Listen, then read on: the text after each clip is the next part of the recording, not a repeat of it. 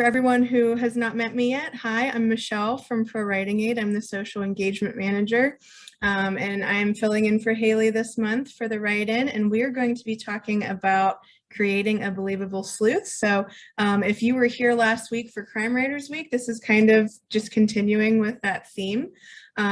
We have some fun prompts to do today that we can share in the chat and kind of just have a good time. So thanks for coming, and we'll just get right into it. Abby, do you want to say hi to everyone before we start? Hi, I'm Abby. I'm a community lead. So I was on one of the events before I was struck down by COVID and Crime Week last week. So I'm glad to be back and COVID-free, ready to meet everyone. All right. So without further ado, we'll get going. So if this is your first time joining us, welcome.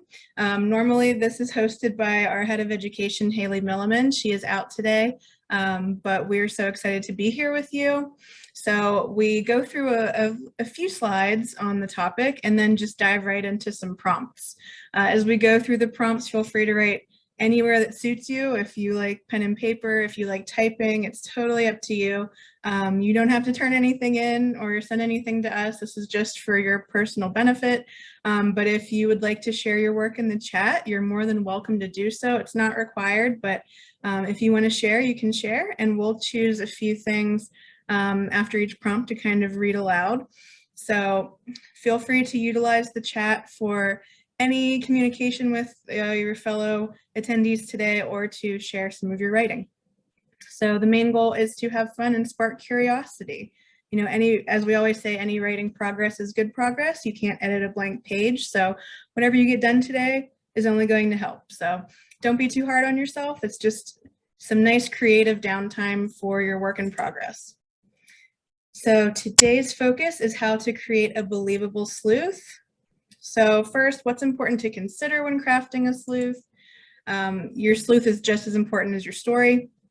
So everyone enjoys a well-written, well-paced crime story with tight twists and turns. That's one of the most fun aspects of reading or writing a crime novel.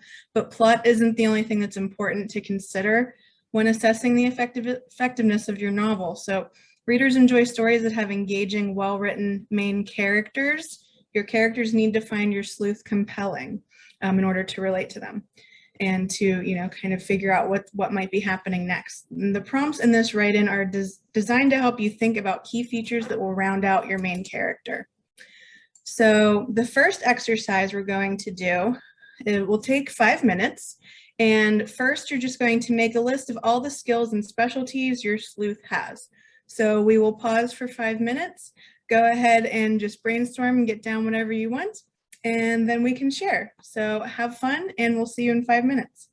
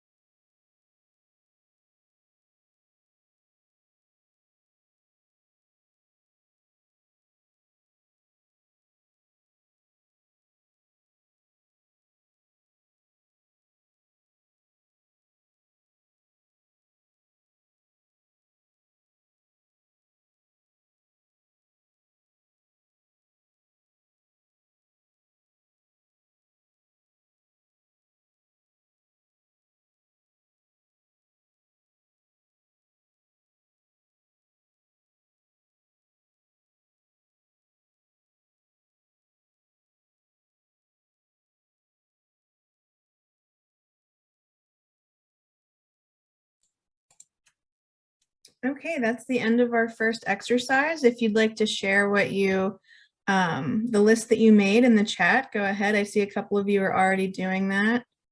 Jack came up with a lot of ideas, great people skills, owing to him speaking with ghosts in purgatory. Ooh, that's interesting. Retaining information because his work requires it, because he must decide client's fate in either going to hell or heaven. He knows how to build or act when there's enough information. That sounds really cool. Kathleen says physically fit. We have a lot of good ideas here. Julie's character, Liam, has a degree in policing. He's compassionate, open-mindedness, the ability to see everyone as innocent until proven guilty, tenacious. Awesome ideas, guys. All right. Great job with the first exercise.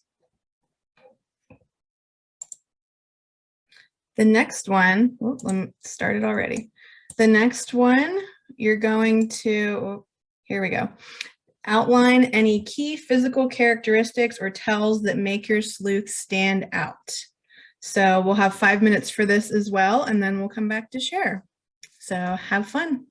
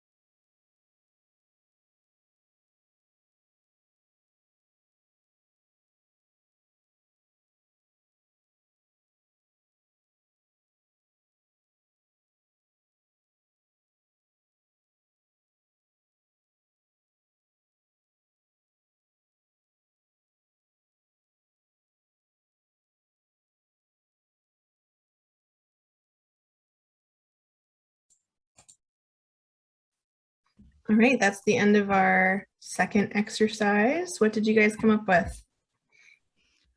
So we had some powerful women in the comments here. We had physically fit, worked out daily, can hold her own from Gainer. Kathleen saying physically fit, doesn't care about makeup or clothes, short hair for ease in her job. Then Lauren's gone for a sleuth that blends in a bit more, thin, wears average clothing, always wears vintage clothes from Stephanie. Ooh, a Phantom of the Opera style mask, someone said here, Sam Labs. So lots of exciting ideas in here. Sounds awesome, guys. Good job. Let me get to the next slide here. Okay, so next, outline why your sleuth is the right person to solve this crime. What makes the crime personal for them? And this one is going to take 10 minutes. So you have twice the amount of time to mull this over and come up with your ideas. So we'll see you in 10 minutes.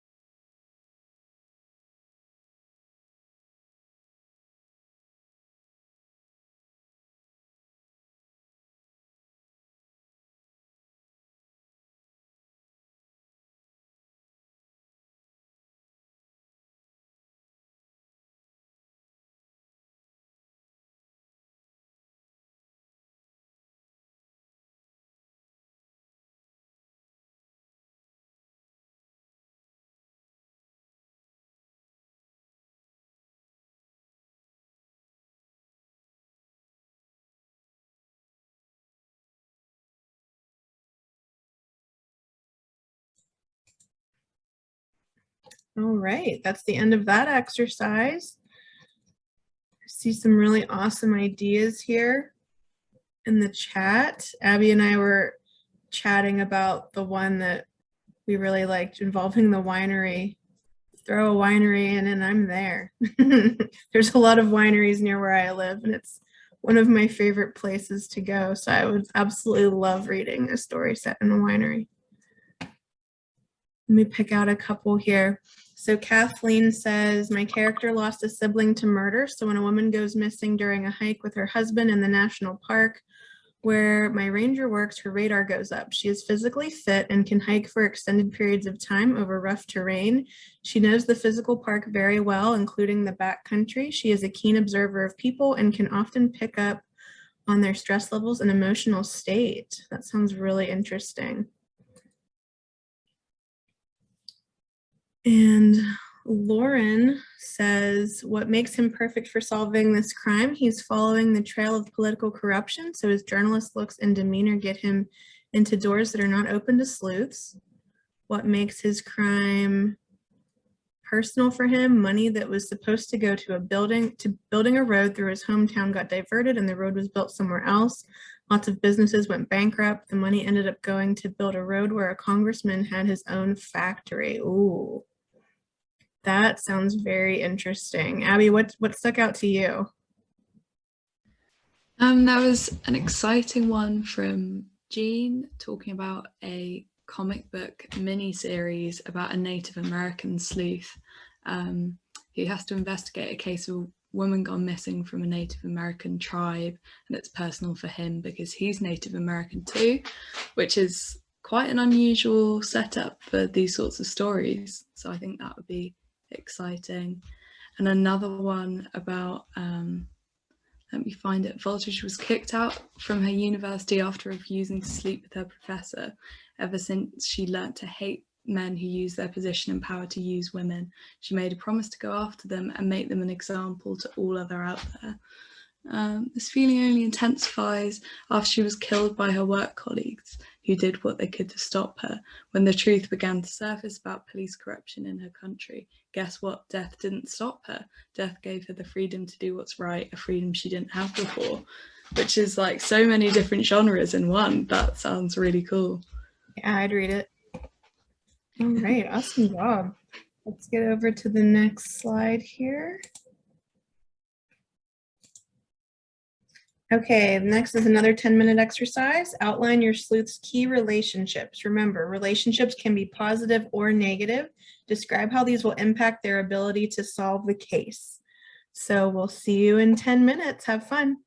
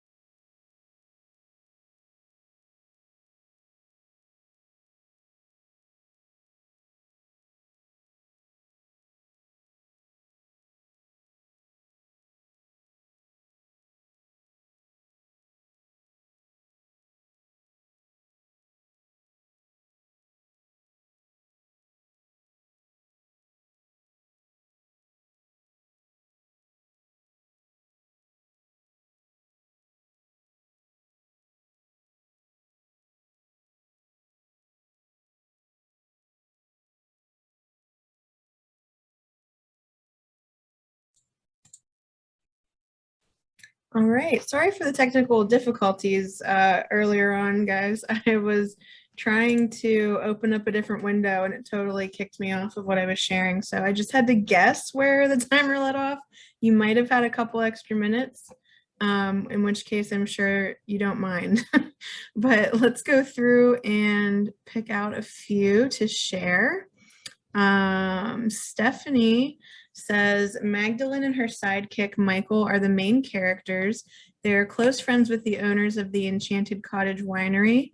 Richard, a member of the Winemakers Association, is no friend to anyone involved in the Enchanted Cottage Winery, yet he is a club member. Also, Bethany, a sommelier, is not a friend of the winery and is also a wine club member. Since Magdalene is a wine club member, she will have access to others to investigate the crime.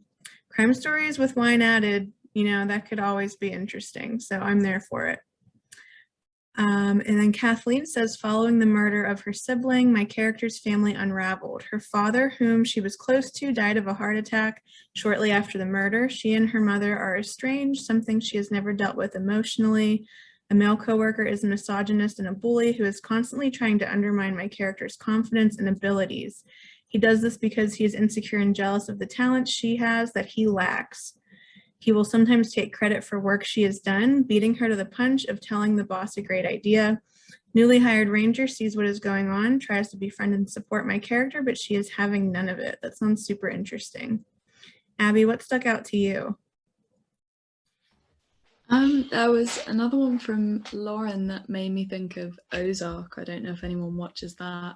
The key relationship, it says he's friends with his hometown mayor, but discovers that the mayor was paid off. His parents have shares in the congressman's business and see the hometown as a quaint place that's out of the way, which is good for tourism. His parents own the only tourist destination in town, which is on the local lake. So the family and the politics relationships are all intertwining there.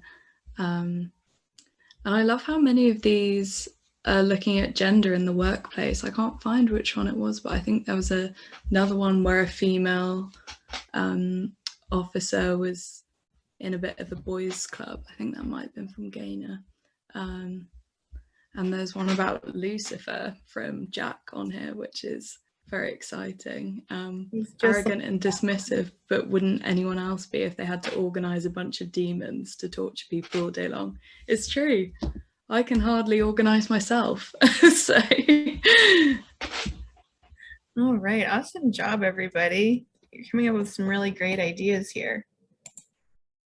Okay, and this is the last exercise. So it's 15 minutes and it says, finally write a scene with your sleuth interacting with their family. This scene should show their relationship dynamics and hint at your sleuth's past. So this will be 15 minutes and then that will be the last one. So enjoy and we'll see you in 15.